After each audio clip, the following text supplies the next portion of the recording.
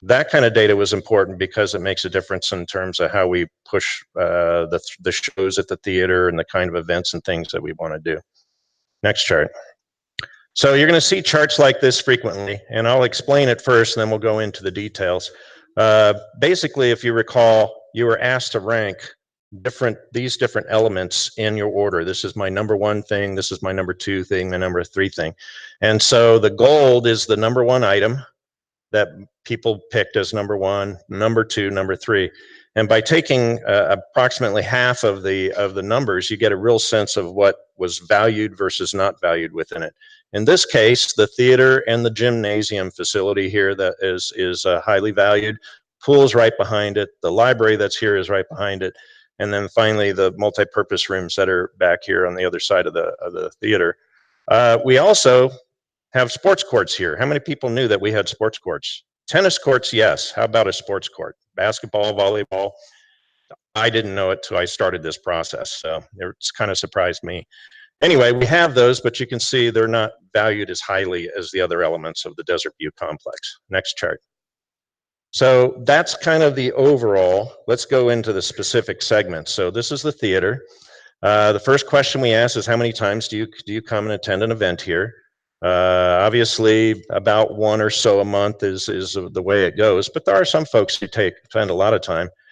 When you take a look at those and you start adding them up based on the population that answered, and you got to remember, only half the homeowners group answered this, you can extrapolate that out to quite a few attendees that are potential to go to shows here. Again, important for the theater, what can I do to make the theater more valuable to the people? It's not so much in the facility as it is in the quality of the shows. Next chart. So we started taking a look. What do you like in terms of what the shows are? So you turn around and these are, no kidding, real bands. I hate to say it that way. These aren't the pretenders. That would be the tribute bands. And I don't mean that as in negative phrases. It's just that you pay a lot more for high quality original artists than you do for the tribute bands. But you can see how it trickles down, the different kinds of things that people like to see here. Unfortunately, the opera, the people that love it really love it, though. So it's important. Next chart. So we also asked what kind of music you like. What's that live? If you had a live show, what kind of stuff you'd see? And I want you to think about the demographics of the population here, the era that we grew up, roughly when we developed our musical tastes, and you can almost trickle it down. There's also regional effects and other things. But basically, you looked at it, and there's a class of music that kind of dates back from that 60s and 70s kind of stuff. You start getting into other tastes, finally down. And I was really impressed because there's still a few heavy metal and rap folks out there. And I want to joke a little bit because guess what? This is a genre that to us is perhaps not as popular, but as our age groups shift and we bring forward those new generations, that will be the kind of music that folks will want to hear someday. So you can never say that these kind of snapshots are, final. That's a picture today for our age group and when we grew up. Next chart. So that gets into this. So what eras of music do you like to attend? And again, if you think about our ages, how old were you when you developed your taste in music? Probably in your teens, 20s, 30s, somewhere in there. And that ties right into the time frame of music that we tend to like. So that kind of makes sense. Classical, well, hey, not so fast. Classical is one of those things that reaches across generational cultures. And there's probably other types of music like that, but we didn't pull that out. Next.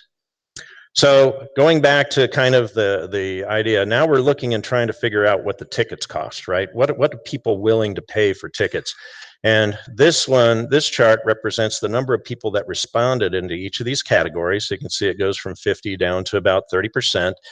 And the way that I describe this is if you get the right price, these are the people who would attend the show. But the price has to be right. So let's talk about the price. Next chart.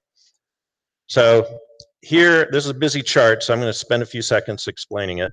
First of all, this is the price range that the bars represent. So you can see that most of the things that we're looking at, people are willing to pay in that $20 to $30 range. That's what, if it was a perfect world, we'd have tribute bands or actual bands that only cost us maybe $35.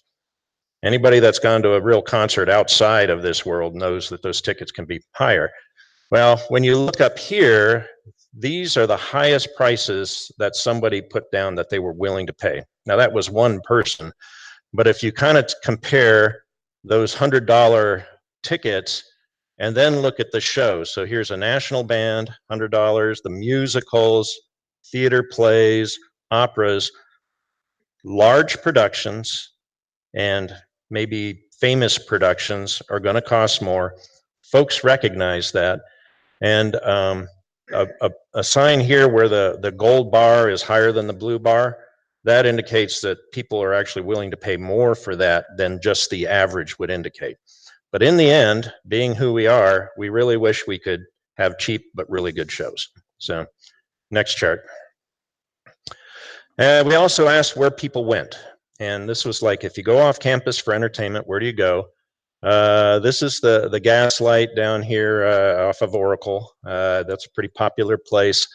University of Arizona, the Centennial Hall, Fox Theater, other, and I'll talk about that in a second. There's another Gaslight, but it's downtown, so you can almost see a distance kind of thing going on here, but also in some cases quality of show. Next chart. So when we asked how many times they went to that, you end up in a situation where you can see the Gaslight's pretty popular, and I'm guilty, I go there, but it's for kind of more relaxed and you get to enjoy the food and other stuff like that. That became a discussion item as the theater team and the admin staff were talking about this data. But if you look at the number of things that went away, those are lost opportunities from a theater point of view. If you had something that you could draw that in, because we all only have so much money to spend on entertainment, those are perhaps lost opportunities. I'm going to make a comment about the other. It was very strange. In the other category, there were multiple people who attended the other, whatever that was, 52 times a year. And I'm sitting there and go, what event or thing would you go to 50 times a year? And it occurred to me that maybe church is in that category. I don't know for sure. But anyway, so unfortunately, we're not sure what's in other, but that was a guess based on how the numbers laid out. Next chart. All right, so summary. Everybody goes about once a month. Yeah, the kind of music is consistent with who we are and where we are right now. Better shows would be good, but we'd still like to make a good deal out of it. Movies were popular. You're dealing with a really nice theater down the way. We talked about how could we make that a better venue for things. And so one of the things is, hey, would food or snacks make better? And the staff came up with the idea to maybe use the Mountain View Ballroom as a place to hold the movies, and that way the staff can cater and provide drinks and all of that. So there's actually an experiment underway. I believe in April there's an event coming up that folks can go to, and they're going to see how the attendance and the interest is in that. So, but again, in the end, it's that balance of quality, size of show, and price. So next chart. All right, we're going to go to the library. This is a good category. The library team here is a very strong element. I think we have one of the better library systems in the retirement community world. It came out fourth in our list, but that's okay. Attendance, it's basically divided into thirds. A lot of people don't use the library at all. Some people go maybe once a month, and then there's people that go there all the time. So that was interesting. Next chart. We asked what kind of collections of books are valuable, because with the limited space that people have, what's important to put on the shelves. And so fiction, nonfiction, DVDs are popular, audiobooks. It trickled down. One of the things that I believe surprised the staff is when we had a lower demand for large print books, because one would think in our community that those might be of value. And children's books were not as valued either. And I don't like to say it, but in general, anything that had the word children in it was lower down on the scale. So the grandparents are going to struggle with that a little bit, I think. But it is a challenge of our community. All right, so then we said, what are they most likely to check out? Bestsellers, mysteries, you can go down the line. Travel came up there. This was funny. Romance paperbacks were low on the scale of the survey, but according to the staff, there's quite a demand for those here. So that was seemed inconsistent with their observations. All right, next chart. We specifically asked for what things we wish we had more of or could improve. People apparently like the DVDs, and the DVDs, I believe, they'll correct me if I'm wrong, is a combination of ones they buy as well as ones that are donated. And it's a pretty extensive collection that's there. Get more print books. This is interesting. They have a kiosk that's outside, a little box and stuff. But when we suggested that, hey, if you wanted, we could have some sort of a media slot, a hole in the wall kind of thing. That was a pretty simple one. And that got some good votes from you all. The staff in the library thought that they thought a reading area would be valuable, that there was an expanded circulation desk, that a children's corner would be great. None of those things were as valuable to us as spending any space we have on these kinds of things. So that was another lesson learned. So again, I'll just let you look at this for a second. I've talked about it already. The message I want to focus on here is the fact that the library turns over 1,900 bits of material every year. Except for the fact that they're in the building and use electricity like the rest of us in this building, the books and all of that stuff come from the Friends of the Saddlebrook Libraries, and it's a very impressive bit of stuff they do. So if you use the library, feel free to donate to that. Next chart. All right, we're going to talk about the fitness center and the pool. So we asked how much do you use those things? And about 60% of the people are here at DesertView. It's the largest one. It's got the most equipment. The Preserve has a facility. It's smaller. It's pretty good, but it is smaller. And a lot of folks in our group use the gym at HOA 1, and it's a big mix of them. So this gets into the importance of us continuing to have our agreement and be able to share facilities and everything else with the HOA 1 world. Next chart. When you take the number of responses and you say, how many times do you use it a month? You can see that it adds up out of the 18 or 1,900 people that responded, well over half use it, and some use it quite frequently. So again, once per month, 1 to 4 times, 5 to 8, 9 to 12, and 13, and still over in the HOA 1 gym as well. So next chart. If you took those numbers and you multiplied them by some notional value, so I said if it was 1 to 4 visits, then I said, okay, that's 3 a month. Add those all up to the 13 or more. You can see roughly how many people use that facility a month. And again, remember, only half of you answered the question. So that gives you an idea of the kind of throughput that these facilities have and why we need to help maintain them and take care of them and update the equipment and everything else. Next chart. When do you use them? We have the morning rush and the afternoon rush. Get it in before lunch, get it in before dinner. There was a lot of interest in pulling together, having access either early hours before it opens or after hours, or just having it like a 24-hour fitness. Now that we have the key swipe systems, maybe that's something that can be figured out. So those kinds of things are in investigation and are being explored. Next chart. What kind of stuff do you use while you're there? So we've got the cardio machines, all the treadmills and everything else, and you can see that's a very strong item. The flexibility in training area is important because we don't bend as well as we used to. The weight machines are good.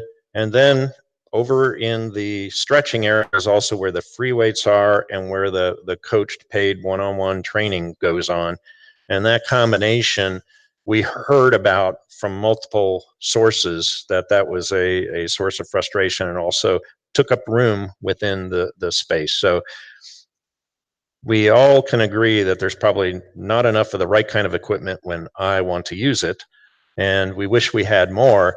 Trying to figure out how to get the space to be optimized is kind of what we're trying to work on. Next chart. So we also asked about these multi-use rooms that are in the back. And this one kind of caught us off guard. We asked, hey, how do you like the rooms? Do we need more of them? Do they need to be bigger? And the survey came back and said, nah, they're good enough. And that really surprised us because in our experience, from a campus point of view, there doesn't seem to be enough rooms for multi-purpose use. Some are not big enough. They're not suitable for the dance and for these things and that things. And so this one kind of caught us off guard, but the message here was that. But the comments section, which I'll talk about later, really indicated a desire and a need for a combination of more rooms and better use and more efficiency. So I think we have a campus-wide problem, but folks don't perceive it as a DesertView problem. That's how I tended to interpret it. Next chart. So let's talk about the pools. Which ones do you use? Mountain View wins. Not surprising, it's a very nice place up there. The pool here tends to be looked at more as a fitness than a quote-unquote recreational. However, it is used that way, and you'll see that soon. Preserve comes out high, DesertView comes out high, and there's a lot of people, this one surprised me, there's a lot of people who still use the HOA1 pool. So next chart. So again, how often do you visit it?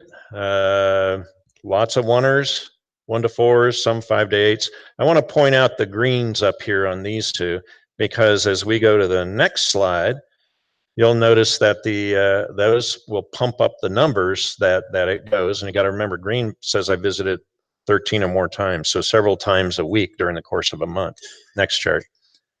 So you bump that up and you end up with numbers. You see how the green, because it's more visits, bounces up the numbers. And so even though the other pools look to be even, the DesertView pool is used as much or more and used frequently by people. Several times a month. Anyway, you play the game, you get some big numbers. Pools are beneficial out here. Water's popular in the desert for some reason. Next chart.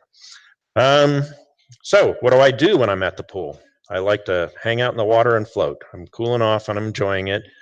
It's a strong hot tub contingency, and this is specifically DesertView, so we're not talking about what folks do at Mountain View or anything else.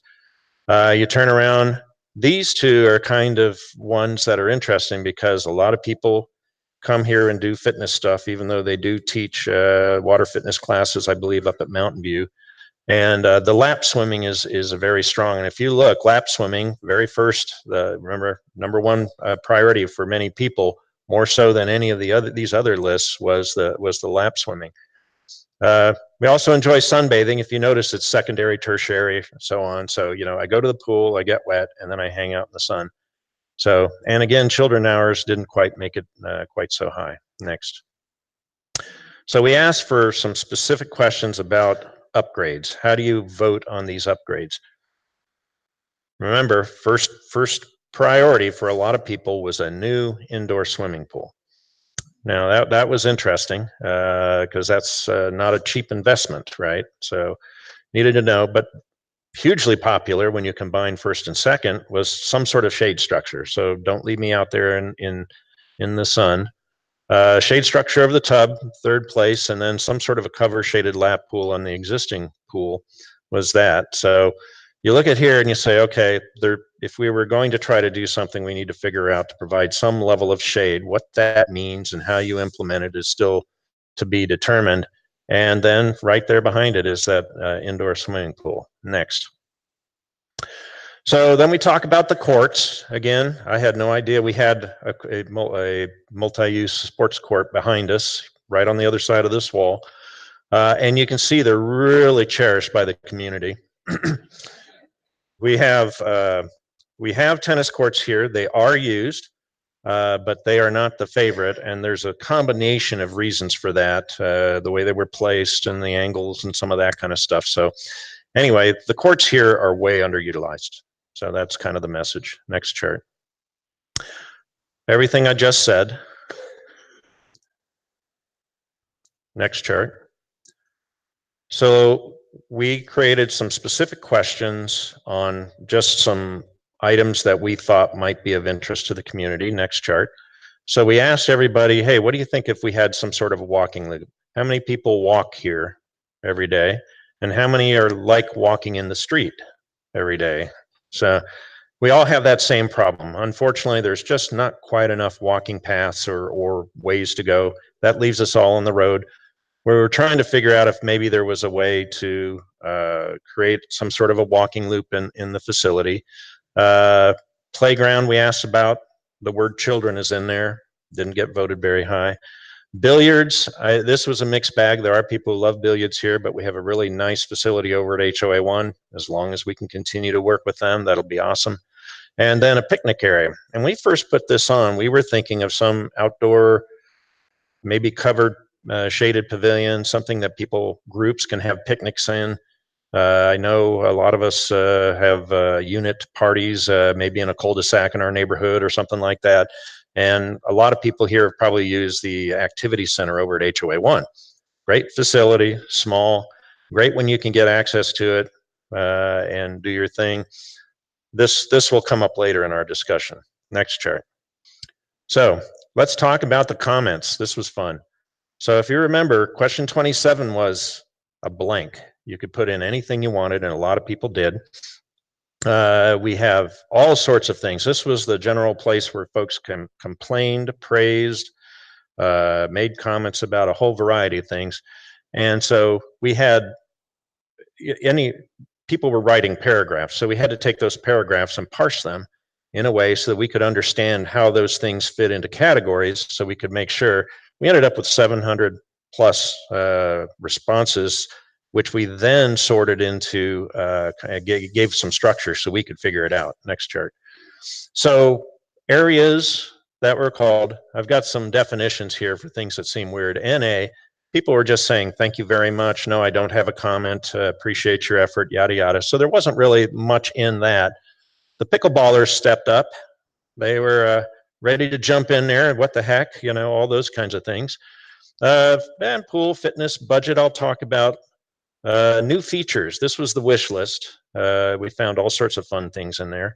But you go on down, library, everybody had comments. So this was good. It took time, and it was an effort to take it apart, look at it, dissect it, understand it, and be able to try to put it into context.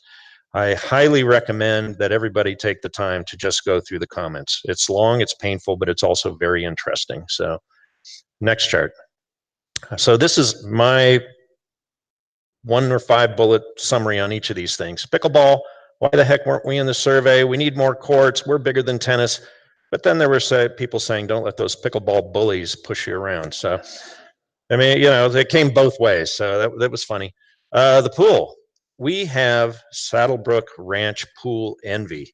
If people have been up there, it's a beautiful facility. It's a wonderful thing. They've got a great indoor pool, beautiful outdoor pool, lots of stuff like that. We wish we had that. No, we don't. And so the challenge that we have is to figure out what can we do to make our facility as good as possible without breaking the bank. That's going to be a constant theme. Fitness, it's crowded. Boy, I wish you had machine X or Y. Very specific, some of the suggestions. The flooring in there is tired. The classes are expensive. We wish the hours were expanded.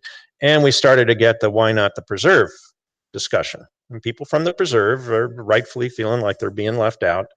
That's not the case. If we know there's a cyclic upgrade over time at all the facilities, this was DesertView's turn. The preserve is next.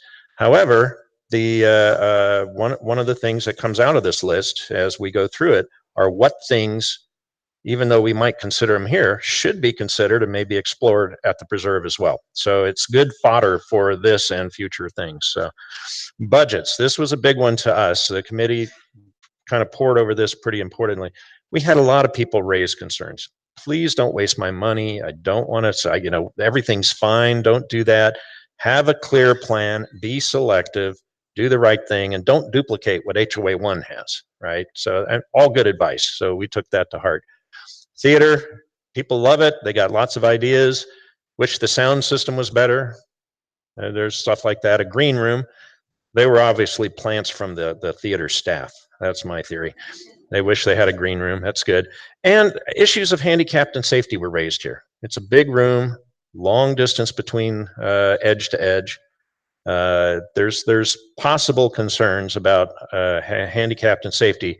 We took that to heart too, you'll see. And finally, the multi-use rooms. There were a lot of comments. Boy, we wish we had more. Gee, I wish they were bigger. Or gee, I wish they had the right kind of flooring for dancing. The exercise groups that maybe use the ballroom up there get bumped a lot, so there was problems there. Then there were some wishes. The yoga people wish they could turn the lights down in the room over here. And unfortunately, the way the building's designed, you can't do that. So you've got to go somehow do something else. So it's stuff to consider in the upgrades. Next chart is one of my favorites. New features. So this became, you know, hey, I wish we had this, I wish we had that. However, one of them came up that kind of tingled a thought that you'll see later, and that was some sort of an indoor sports complex that covered a whole bunch of different things. And we thought, that's intriguing. But here's that activity center, like HOA1. We've talked about the table tennis and billiards center. Somebody wanted massage and pedicures. Thought that was good. Sauna, wet and dry. My theory is you either go out in June or you go out in August, and you've got that covered. So indoor racquetball, I thought that was great. You know, we're gonna put in racquetball courts, and if anybody's been out to the ranch, they have an incredible hobby center. It has all of these different elements in it. It's an impressive facility. We don't have one, and so we wish we did. Some of the things that came up: shuffleboard. There was shuffleboard. There was horseshoes. There was all sorts of things. Some of which we already have. Some of which are at HOA1. And this kind of highlighted perhaps that a lot of people or some people don't know what we actually already have and where it is and who to talk to. So that comes up as part of maybe our communications thing later on. So, all right, next chart. So this was good. At first I was reluctant. I hate open comment sections in surveys because it leads to a lot of work. But in the end, we actually learned a lot, and not just from the point of view of what is good for DesertView. It also highlighted a lot of things that I think will be useful for the board and for future planning of other facilities. It highlighted areas that we need to work on from a communications and other points of view. Budget concerns, we really do recognize that. The handicapped and safety features, we want to make sure that we're compliant and supportive of our community. And it really highlighted to us the importance of the HOA1 agreement, reciprocal agreement, which will be getting revisited in the future. So the written comments, even though you could argue that the numbers were different and everything else, it was all food for thought for us and pretty important. So basically, that's the results of the summary. Everybody that answered it was huge, very important for us. It's making a difference already. People have been using it, the staff, the admin, and everybody else. But we learned lessons about it. If you remember, we had the electronic survey. Some people couldn't deal with it. We were using an email address list. Turns out that not everybody we were trying to send it to had an email in the system. So we had to get people to update their emails. There was a lot of just administrative and execution challenges that we learned from. Then you get the data. Depending on what you get, it can take time, because none of this is for us as a full-time job. We're all volunteers and part-time, but it does take time. But the goal will be to put this presentation plus some of the supporting data out on the website, make it available for everybody else to look at and see where I told lies. So it's all good. Next chart. So you got to remember why we did the survey, right? That was the survey, but here's why we did it. Next chart. So remember, we were tasked to come up with suggestions and priorities to the board on what we ought to do at the DesertView complex. So we ended up coming up with a process because we wanted to be able to duplicate this, because guess what? We're going to do it again in a couple of years. The thing is that we used the survey data, but we also talked to the staff, got their feedback, what they thought was missing or wrong, and some of that rolled into the actual survey, so we could get your feedback on those. And the other thing is, of course, we all live here, so we've experienced things and have our own ideas. So, but we went through the process of identifying them, figuring it out, coming up with priorities, making sure we identified those things that could be done at the preserve. And now those inputs are starting to fan out to the board, to the finance team. It's already been out to the staff so they can understand it. And we're putting together lessons learned so we can do this again out there. Next chart. So the real thing is once we had all of this data and all of these inputs from all these sources, the entire committee got together and had been briefed on all this stuff. And then each individual member sat down and created their own list of those things that they thought were important and put them in a priority order. So we got one of those from each of the members that played in this, and we turned them into a larger matrix, which we then went ahead and did some weighted averaging and created a prioritization scheme out of that. Well, what's really funny is when you do that, at times you find things that were really important that were no longer just, hey, those are high on the list. We kind of considered those things to be mandatory, and we'll talk about those. These are things that we think need to happen no matter what. And we also took a look and made sure that it passed the logic test. Was this really more important than that? And there was a case where we made an adjustment, because as we looked at it, even though the scoring had pushed it one way, as a group, we decided that nope, in the end, we really think it ought to be here. So anyway, we ended up with a list of priorities, and then we put them into a time categorization so that we could help the board and the finance team look ahead and say, okay, well, we need to start working on this so it can be in place by time X, time Y. So next chart. So starting out, things that we thought were kind of mandatory and important. So we wanted to honor the budget concerns. You know, we want to be as fiscally responsible as we can. We want to make sure we do the right thing. We want to maximize the benefit for the population, and we don't want to go nuts on the budget. So we put that right up front. Also said, hey, we need to take care and make sure that we're following the rules. Now, the rules are not necessarily full ADA compliance, because we are a closed community, private community. Not all the rules are quote unquote requirements. However, we also need to be good citizens and take care of our folks. So we're going to be exploring and seeing what things make sense to do and how to help folks that way. We said, hey, we want to make sure that we get the word out on all aspects of the planning for all the facilities, and as well as help understand the amenities and clubs versus all of that. And there's some work going on there. And then there's actually a team already in place exploring this, but what can we do to increase our efficiency with our solar and electrical energy efficiency? Next chart. This one's a little busy. These are things that we thought could be done over the next 2 years. I said they're kind of doable, they're affordable, they're things that can be done quickly. So you know, there's tile in some of the wet areas that are slippery. Hey, we want to be careful, take care of that. We talked about shading. There's different ways to do that. It's trying to figure out the most cost-effective and the most flexible. Cosmetic improvements, the library slot, the indoor pool. We decided that, you know, we believe that when we start putting how much are these things going to cost, that adds another layer of prioritization.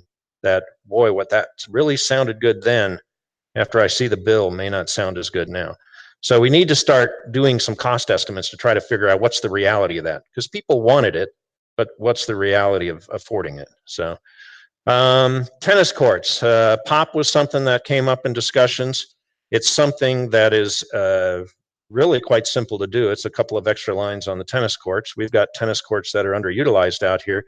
We need to explore what the what the sound and other kinds of implications are, but it's something that could be done. Wi-Fi coverage was a complaint that we saw. Basically, people at the pool couldn't quite stream whatever video they were looking at. That we talked about the expanded hours with self-access, and again, a lot of these things could be done at the preserve. So it's not necessarily uniquely to DesertView. These are things that some of them could be considered out there or even implemented. We talked about maybe getting drinks and snacks in here. That's turned into, hey, maybe we can do certain events up at the Mountain View complex. Cost control was a discussion item. There is I'm not going to get it right, but there's some sort of committee related to the wellness and fitness world, and they're investigating and exploring all of that kind of stuff. We talked about the walking path. This was something that we were kind of trying to consider. Next chart. We were taking a look at what could we do to create a place where it might be safer to walk. One of the options requires no building at all. If you walk around this building using the existing sidewalks, that's about 1/4 mile. Do that 4 times, you've walked about 1 mile. Now, it's not, I don't think, the most picturesque or lovely or fun place to go, but at least it's there. You're not necessarily in traffic other than foot traffic, people running in and out of the gym. But we also said, well, you know, I've seen facilities that have a continuous walking path. You just kind of can do your figure eights and loops in there. Maybe there's a way to incorporate one of those. These are things that can be explored. Again, it's to get people off the streets if they don't want to be there.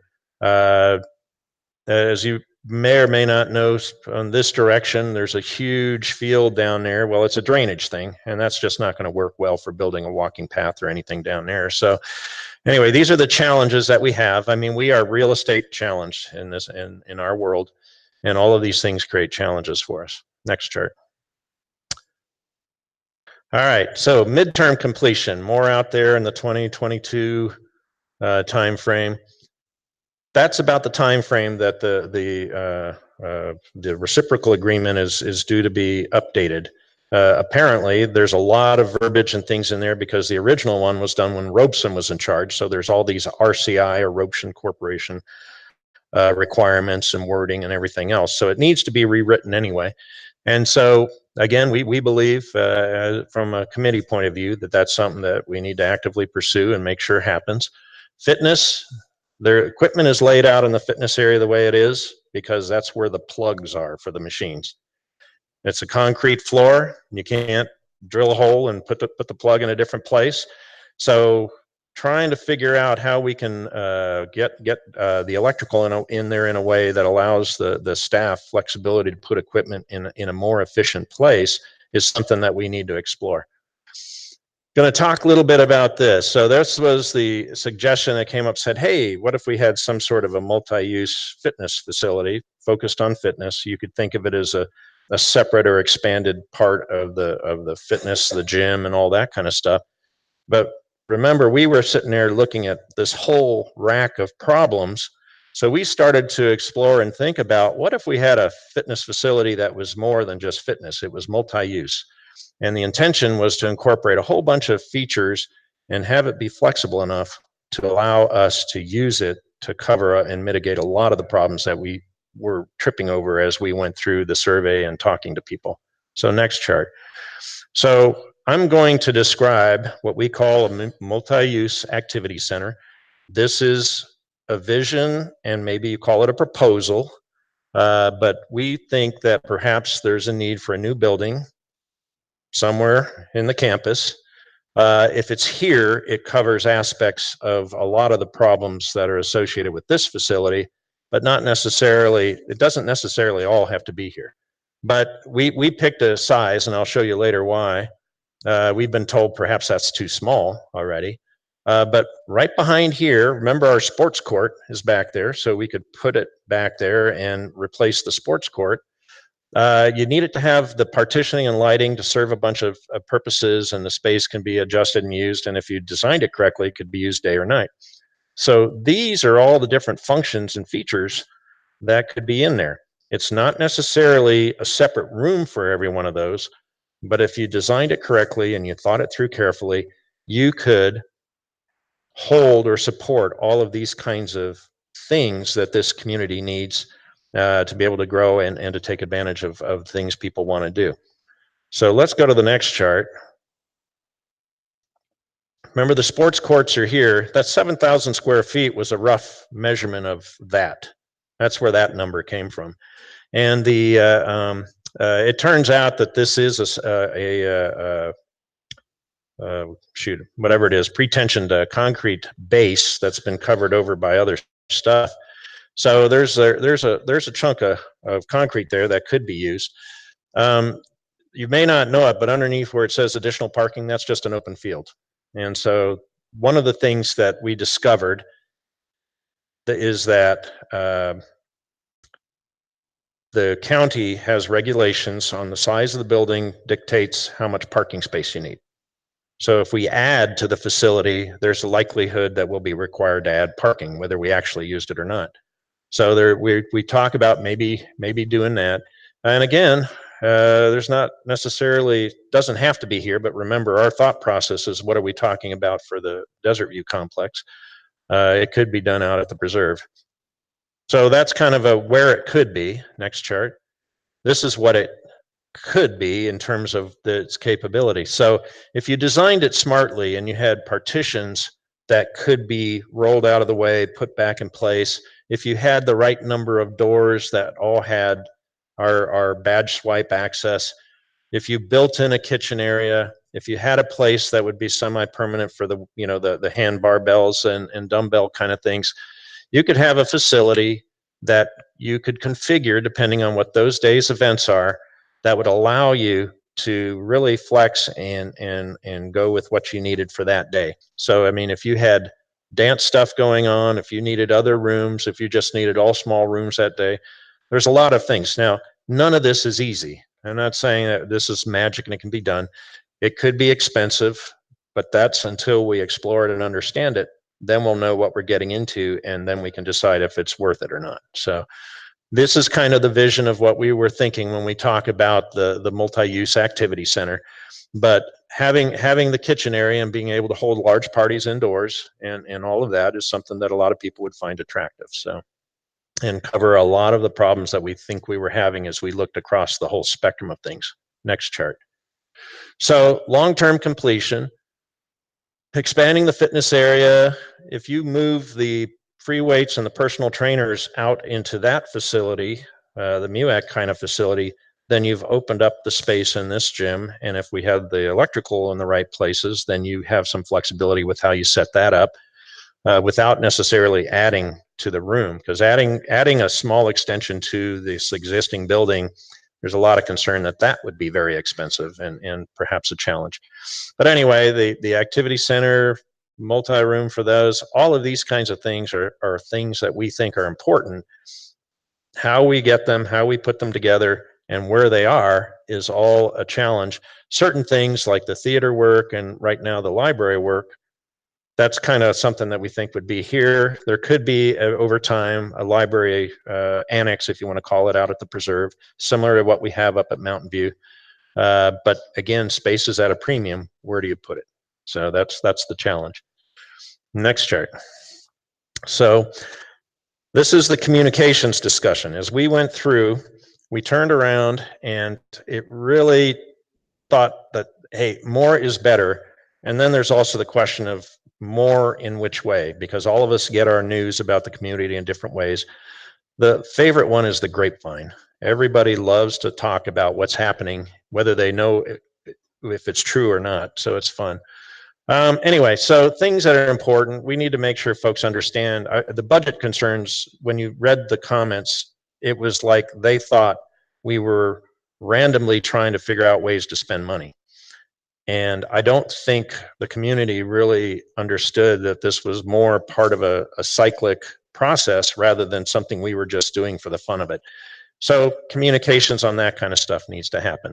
And also, you know, get the word out on the budget planning and what the expectations are on impacts on our dues and everything else, because that's a big deal to people. Status on the reciprocal agreement work that's going to be happening over the next 2 years. Communications on the clubs. Right now, there's a fitness, wellness, recreation committee. I had to write that down because I'd never remember it.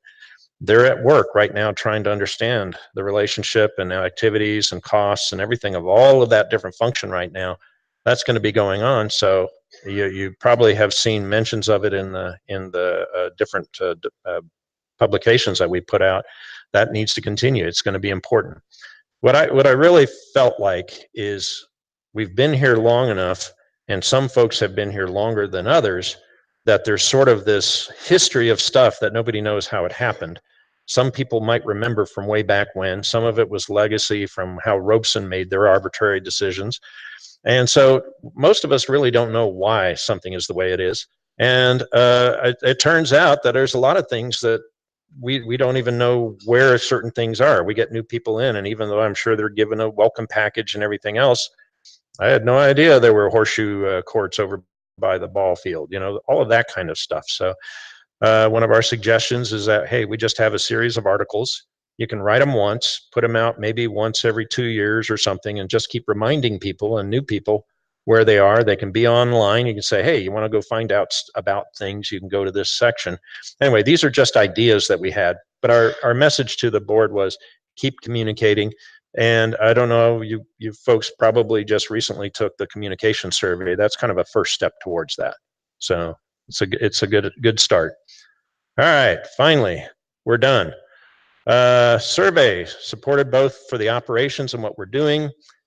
The way we did it and what we learned is going to drive the next round of these things. It's pretty important. I'm going to stress everything that we put up on that board, not final. That's just the first step. These are our inputs to the board and to the finance team. There's a whole process, really, affordability, timing, you know, how long certain things take. The cycle time of some of these things is a long time. So where do you start them? Then you have to make the decision to go ahead and start talking about it. So there's a ton of work to go. This has just been our inputs and saying what we think was important. So you're going to see the results come out. We assume that the board is going to review these, laugh at us, and then make us start over. But it'll all be good. Cost estimating, because that's really the next step in prioritization. How much do things cost? How do they fit in? Is that a realistic desirement versus a reality? So I think that we think that there ought to be a group standing up to take a look at that multi-use activity center as exploration, understand it, define it further. So again, we can take a look at it, cost it out, and figure out how long and painful it might be to put one of those in, if that's what we decide to do. And I guarantee you there'll be a lot more discussion on that before anything happens in the long run. And then let's get on with it. If we get certain things that are going to be done to the building and to the facility and other things, and we just need to go ahead and execute that. And I think that was it. I want to thank you for listening.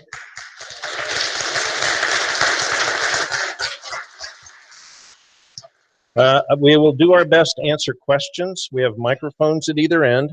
I hope you took notes and tell me which slide number you were referring to, and then I'll go ahead and I'll ask somebody else to answer it. So.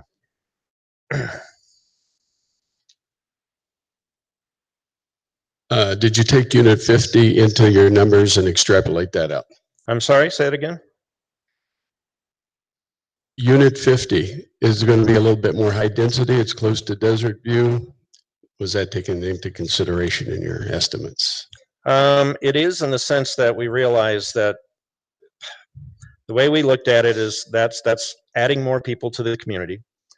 But we also don't know from a seasonal point of view whether they're there full time or only going to be during the snowbird season, which of course when we all have crowded things. I think it should be. So that's about all I can say.